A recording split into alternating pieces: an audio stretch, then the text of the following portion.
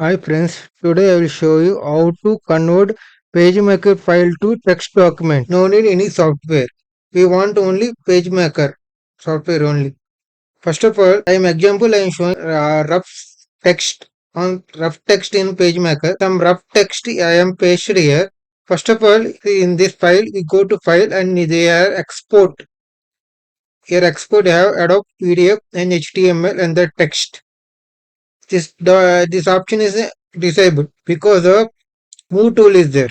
In text tool is there only this option will be enabled.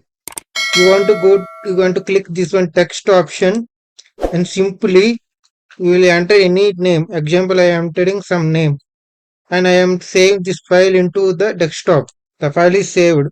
I am open. See completely the PDF the PageMaker file is completely we converted on the text document in the notepad file. You want to open this file in Word also. See, right click Word document. See, we can edit this text and also. Just like we should convert the PageMaker file to Word document without no need any software. Thank you for watching this video. More technical videos, please subscribe VCB Ultimate channel.